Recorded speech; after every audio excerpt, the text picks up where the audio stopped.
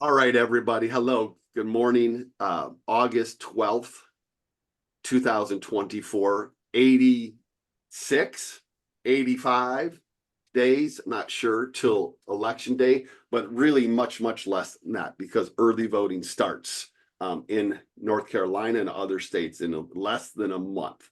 All right.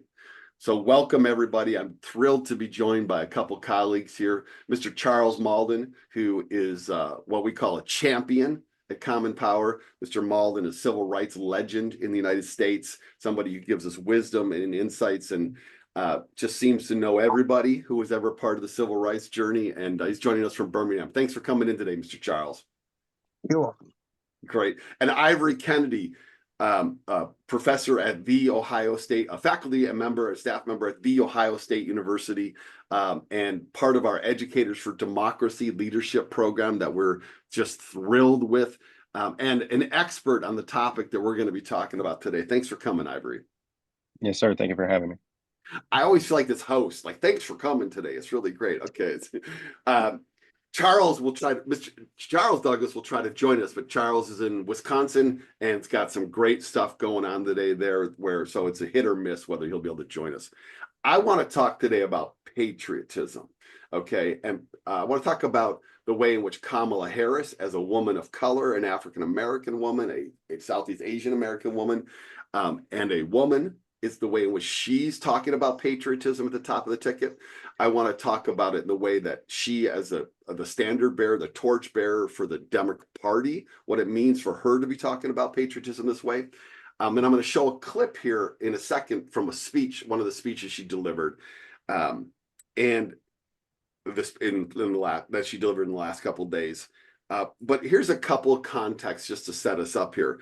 One, it is a truth that in American politics, conservatives have essentially what we call in scholarly terms owned the issue of patriotism for the last several decades. Ronald Reagan really seized it for them, and Democrats have been hesitant to be like, try to be the folks who wave the flag and say we're the Americans. But Donald Trump has been so hostile and negative to American identity. He's famously said that America, nothing special about us. We're not that exceptional. In fact, I have a book on my shelf here. Let's see. Yeah, here it is. From a colleague I went to, hang on. From a colleague, a student of mine called The Exceptional Me, which is about Donald Trump, in which he says the only thing exceptional in his campaigns is not America, but him. All right. And so he has, in the words of Josh Shapiro, really shit talked the United States in such a way that he's opened the door to Harris to grab the mantle of like, we love this country. We're the ones that love this country. He does not. And so I'm really intrigued by that. And given that she's doing that in general for the political left, the way in which she's navigating that relative to her own identities is really an interesting topic. So I want to talk about this to get these two guys' perspectives on this. And I'm going to start with this clip from Harris.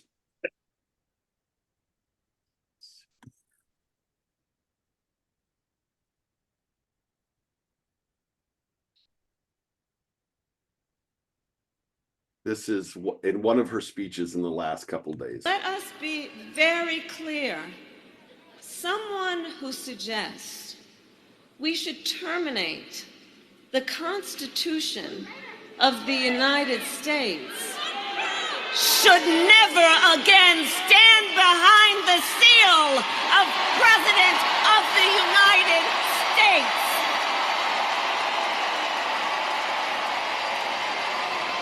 Never again.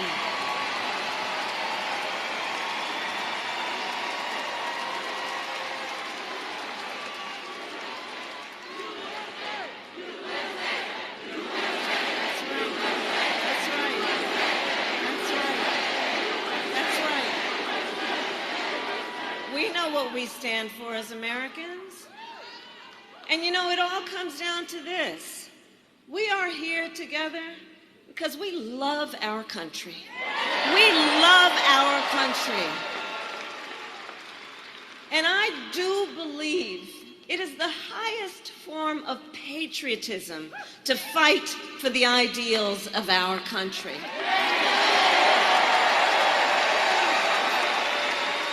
That is how we preserve the promise of America. And think about it. After all, the promise of America is what makes it possible for Tim Walz and me to be together on this stage today. Think about that. Let us be. Okay, look, I got chills here. Okay, I got chills going down, and I know you two gentlemen a little bit, so I want you to like let it rip here in a second here and give us your thoughts. But I have never seen a politician on the left when the crowd starts chanting USA, Yes. USA, USA, go with it. That's usually when the politician tamps it down, says no, no, no, no, no, right? And she doesn't just let it go. She goes, that's right. That's right. That's right. So when she opened her speaking in Las Vegas on Saturday, she came out, she said, hey, did you see the US men's national basketball team just won the gold medal? And she said, did you see that the women's national team won the soccer gold medal? All right. And they started chanting USA. And she's like, that's right. That's who we are.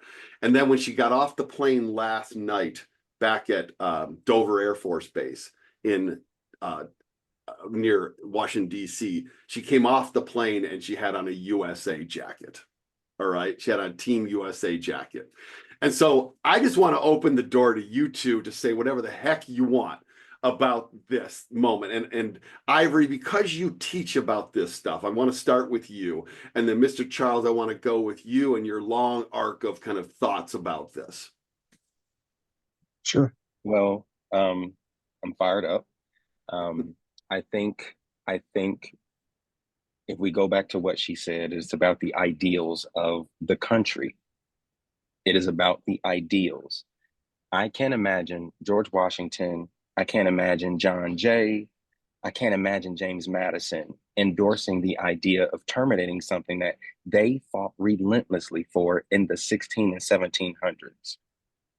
If we just make it about the country, think about what they sacrificed for us to be here today, right? The definition of patriot, a person who loves, supports, and defends their country and its interests with devotion.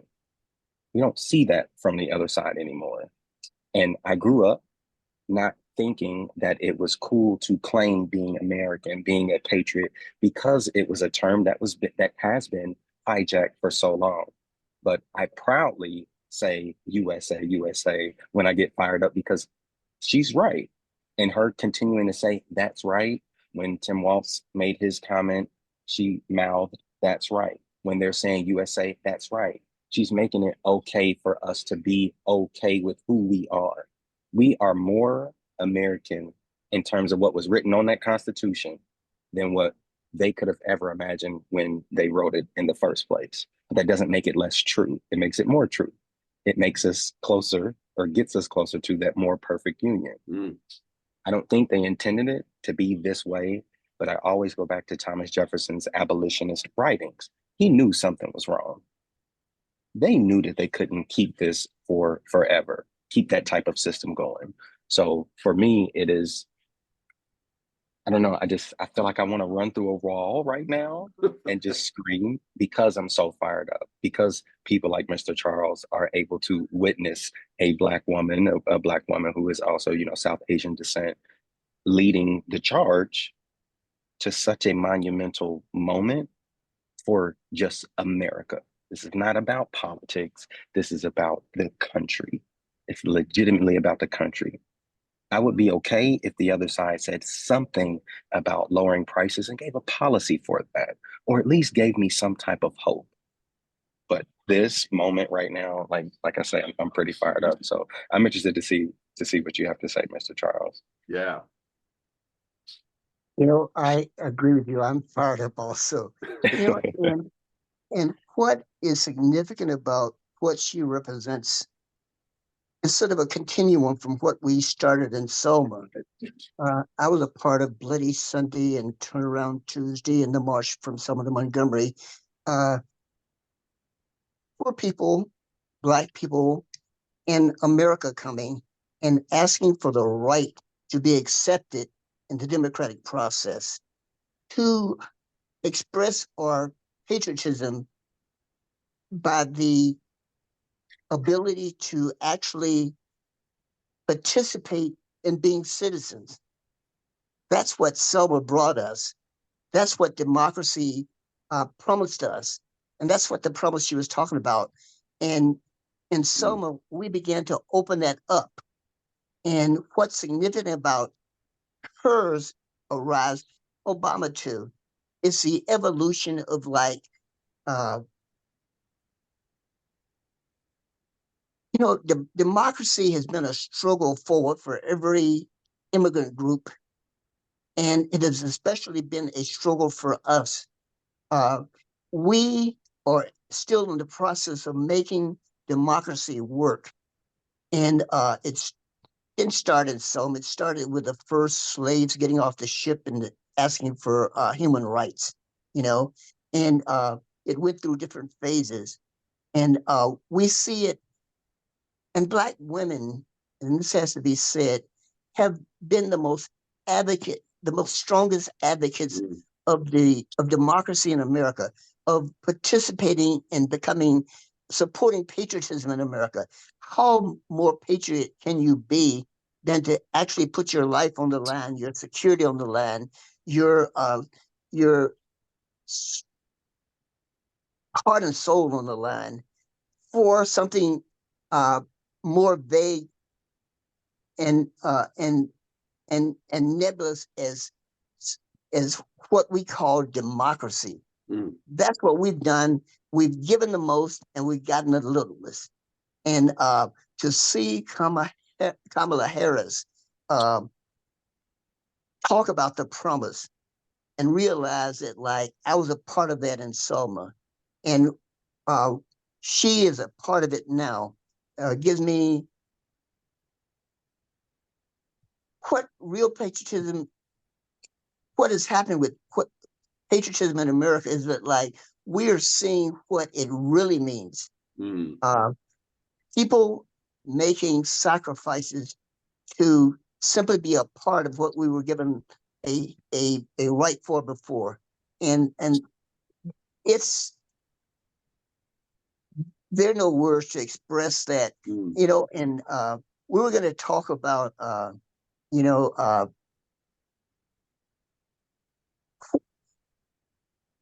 about movements earlier. We didn't get a chance to do that, but what a movement what a movement is, and it occurred to me, it's very simple. A movement is when something is emotional.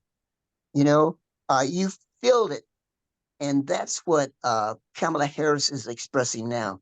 She is part of a very important movement that goes way back. And there's some practical elements of expressing what a movement is. But most important, what a movement is a feeling. And that feeling is the essence of like what patriotism is all about. That patriotism is at the essence of like supporting that movement. I thank you, sir. I have, over the last decade, had the great opportunity and privilege to travel to the American Southeast a number of times, to Georgia, Alabama, Mississippi, Tennessee, to the Carolinas as well. And I have over time become convinced that the greatest patriots in this country are African Americans who live in the Southeast. All right, that the heinous things that were done to that body of people by people who look like me and go back in time historically to my ancestors, probably. It's amazing to me that African Americans remain in the South some of the most nation-loving people I've ever met. And it's like beyond what I can imagine, really. I can't even believe it. And so to me, it's the excitement that I feel of seeing her fist pumping the USA, fist pumping that's right, is, to me, is like, it's just fundamentally right at some level that I can't really articulate. There's something about her identities, this moment, Trump, American history, the fight for Yes. civil rights and voting rights that just come together here. Because this is the moment. Like, this is the moment. The fact that she reflected at the end and said, the fact that, Governor Tim Walz and I can be on this stage, think about what that means for kids that may have grown up seeing how divisive things were, to see this woman who is mixed, who has multiple identities, to see this regular white guy who has an American identity to the masses, right? Or at least should, to see that come together because of the ways in which history is intertwining right now. I think we need to also give credit to the current president for acknowledging the moment and taking it upon himself to step down, for him to be in the center, to be at the nexus of both Obama and Harris. I think it goes unsaid, because the reason he got into politics is what he says all the time, was because of what he grew up seeing in terms of civil rights. So for him to be able to acknowledge this moment, for him to be able to step down, we cannot miss the mark in terms of sharing this with our children, not in terms of politics, but the moment of history. To have a group of children say, this is the definition of patriotism, and they understand that. And then we show them two clips, two different sides of what it is that is being presented to us as a people to either move forward or potentially in uncharted territory. But history tells us what that looks like already if we study it and if we teach it the right way. So then everybody should be able to have a seat at this table and say, well, you're talking about USA, you're talking about America, what can you do for me? And then the job of the president is to protect, defend, and uphold the Constitution it is right behind you, for the people, So the idea of her passion, her resolve, how strong-minded she was, how strong she voiced that, should never be behind the seal of President of the United States ever again. Why would we want to sacrifice that and go back as a country for the kids of the future? All for the kids. Yeah, President Biden yesterday was wearing, there was a photo of him wearing a USA hat too. He was wearing a USA hat. And everything is always discursively a big academic word that someone like me uses in communication, that the words and the images all intertwine, they get connected. And so we come in through the Olympics, where all of these African Americans have leadership and success, a Simone Biles, the basketball team, the track and field leadership, right? And they all have success. And so, like, fuck, if we could draw this up in a Broadway play, this is the way we would draw it up, right? And so, Mr. Childs, does it get to you emotionally, or are you kind of at this point in your life, you're like, yeah, I've seen it all. I've seen it all. You know what? Yes and no. Yes, it gets to me emotionally, but you know what? I've been around a long time, and you have to really measure yourself when you've been involved a long time, because there's always looking at tomorrow also, as you appreciate today. You don't have the luxury of like relaxing. It's always a struggle forward.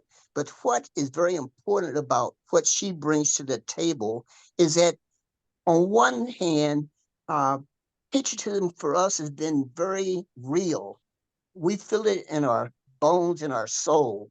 But on the other hand, since we've been denied a full expression of that, a participation in that, it's sort of been nebulous. It's always been something in front of us. And what she brings to patriotism is something very concrete. She is in the process of making patriotism concrete for Black folks, because she expresses that emotionally, she expresses that verbally, and she has a position of that is the highest level of patriotic achievement in America. And in that sense, it sort of bestows on us something very concrete, that is not nebulous at all. We have something concrete to for the first time, for the second time, but especially the first time, because it's evolved to a higher level, something very concrete in our hearts, our souls, and our spirits that is now not just nebulous. It's being a being patriotic, and the way we've been patriotic is now more. It's been it's rooted in something that has never been rooted in at that level before. Obama couldn't root it like I think that she can root it, because she has a different she has a different uh, place, and I'm not sure if I'm expressing, but she just brings something much more concrete to that idea. Yeah, Ivory, go ahead. So to Mr. Charles's point, I think two things. I think the moment in time that we were in 2008 and 12 wasn't as divisive. It wasn't as violent as it is today. And he was, I don't want to say he was handicapped by certain things he couldn't do, but there were things he couldn't say. I remember when there was a lot of shootings that were going on, and he started to cry when he was talking about a young Black man being shot, right? Anything that he was going to do was going to be very, very scrutinized. But what you cannot do to a Black woman who is confident in her word and can back up her facts is scare her away from telling her truth. And she's not just telling her truth, but she's telling the truth for the moment. I think just seeing her looking around at that crowd when they were saying USA, I feel like she knows that this is her moment. I feel like she feels, and I too feel, that this is her moment of leadership. She didn't have the greatest campaign when she was running the first time. There are a lot of things that people had to say, and it is a completely different vibe from her because she's making it about the people, because that's what it is about, right? Like, I think if George Washington were to be alive today and we presented him these two choices as a former slave owner, something that he fought, stepped down from, and said, yeah, let's do it this way, I don't think that he nor any of the founding fathers would sit and truly be okay with the option of somebody who has joked about or even mentioned terminating something that they fought so hard for. Because if we really want to make this about patriotism, if we really want to make it about America, let's not make it only about today. Let's make it about all of our history that got us here. Because I honor all of the president's sacrifices, because that's a job that you don't have to do. But when you do it and you do it the right way, it should be and always be for the people, because that's what that office was created for in the first place. And I don't think that there's a better person to lead us in the way that we need to go than Harris today, in the name of patriotism, somebody that is dedicated, devoted to protecting our country. I have in my mind this image of, like, she's lifting like the whole country up right now. Like, she's lifting it all up. She's got people of color. She's got female identity people. Her close relationship with the queer community is so strong in this country. She's like lifting up everybody. And Obama seemed to feel burdened by the lifts that he had. And for her, it seems more like a big joyous moment of, like, I'm lifting everybody and we're all coming forward now. And I know they're in very different historical moments. They're different people. They have different kind of goals politically. But I am going to spend the rest of this campaign trying to understand how it is that she is able to function and do what she's doing that is just unique. It's just unique. And her fearlessness, maybe there's a fearlessness here. Her fearlessness of, like, embracing the USA chant, to me, is just a moment where she's like, I love this country. I fucking love this country. And Obama had to be so clipped and measured in the way that he did it, right? For her, it's just an embrace. It's a warm embrace. And I'm just gonna try to understand this. And patriotism is a place that I'm seeing it happen very, very distinctly, both for her relative to Obama, but also her relative to previous Democratic politicians. I just don't think that you see too many Democratic politicians having the guts Right. to nod their head during a USA chant and to say, that's right, that's right. David, if I could say one more thing, I think you'll never be able to understand it because the uniqueness about Black women is Yeah, they carry all burdens. And if we go all the way back to the founding, they could have quit a long time ago, given all of the things that they were burdened by, that's all so of the good. choices that they were not allowed to make, all of the things that they had to sacrifice, watching their kids be stripped away from them, watching their husbands be beaten and sold, and then dealing with all of that themselves. There is no burden that is too great in terms of history that a Black woman hasn't been able to respond to, which is why I say when she looks, she gives that look, because I'm sure she feels every single person that has either had to sacrifice by choice or by force. She feels that because that's what this moment is calling for. Because I don't see any other woman that could take care and project the strength and the message that we need today than somebody like Kamala Harris. So it's the uniqueness coming from a Black woman myself, the uniqueness of Black women and the burdens that they carry on a day-to-day basis. This is no different. It's just we haven't seen it on this kind of display before. But one thing that Black women are notorious for is gathering people together to move forward. And here we are. So. And let me say this too, David. I've had a chance to see this country from inside of the country and outside of the country. I've seen us at our worst and I've seen us at our best. And one of the things that I concluded from that is that despite all of the problems we have in this country, the there's a American attitude that's really at heart is very positive. There's, and I think that people like yourselves are a part of that position in American life.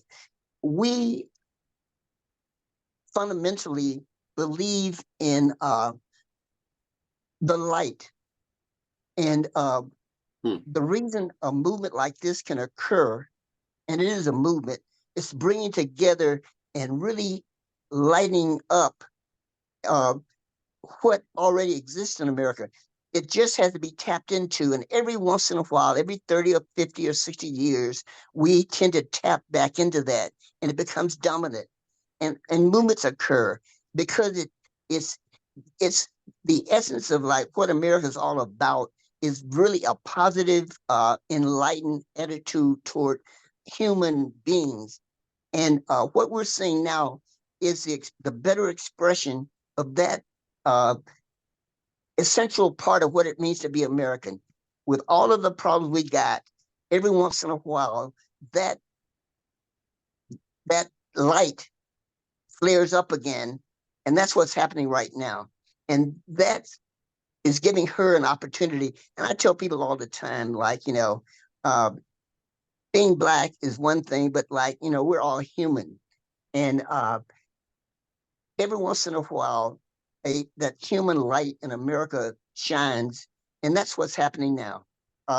Americans are the better part of who we are is now getting a chance. That's why so many people are a part of it because we're all Americans, and so gay and Jewish and white and Black and white guys and Black men and America.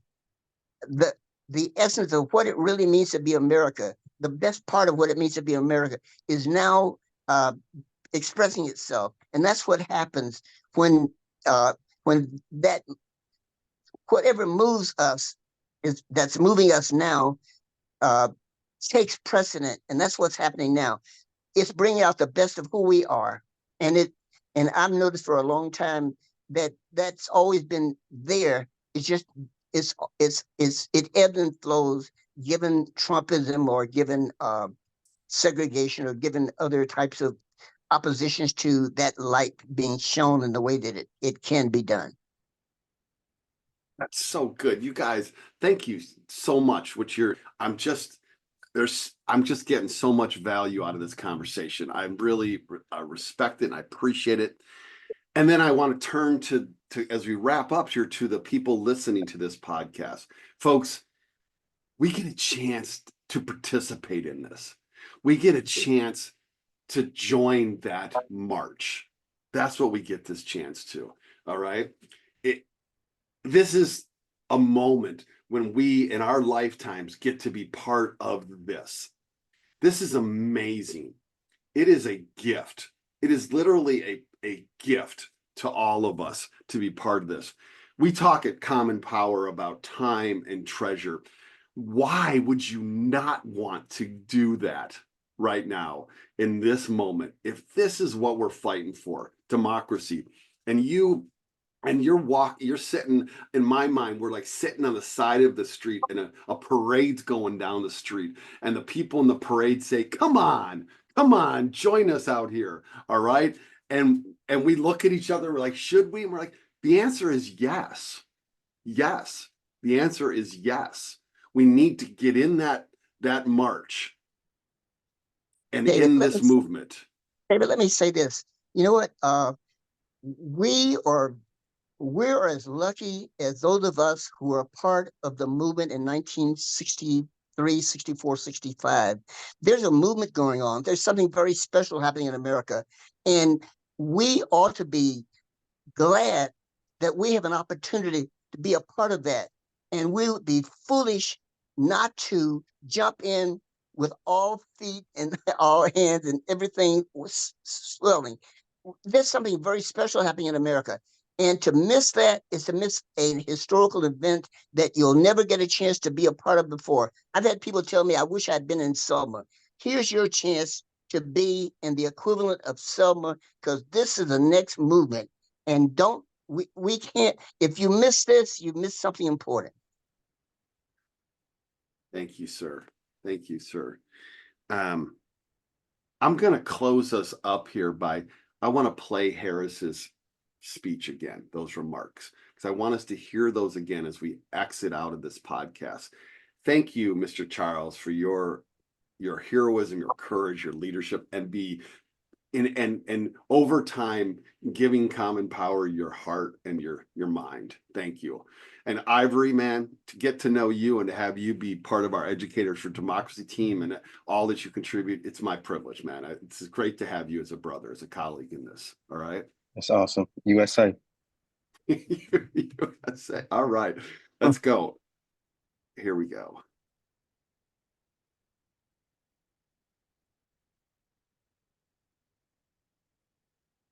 Very clear.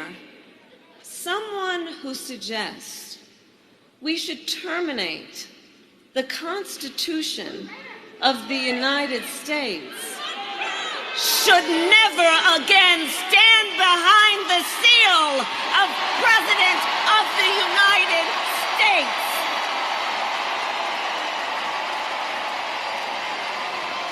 Never again.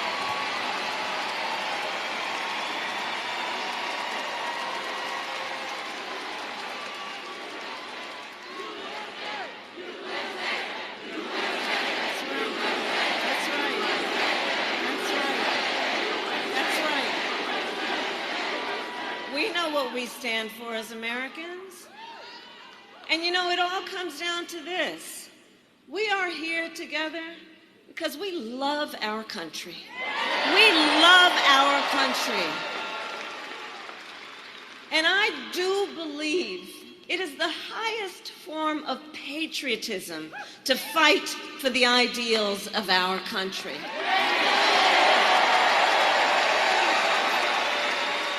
That is how we preserve the promise of America. And think about it. After all, the promise of America is what makes it possible for Tim Walz and me to be together on this stage today. Think about that. Let us be. Damn. Let's go.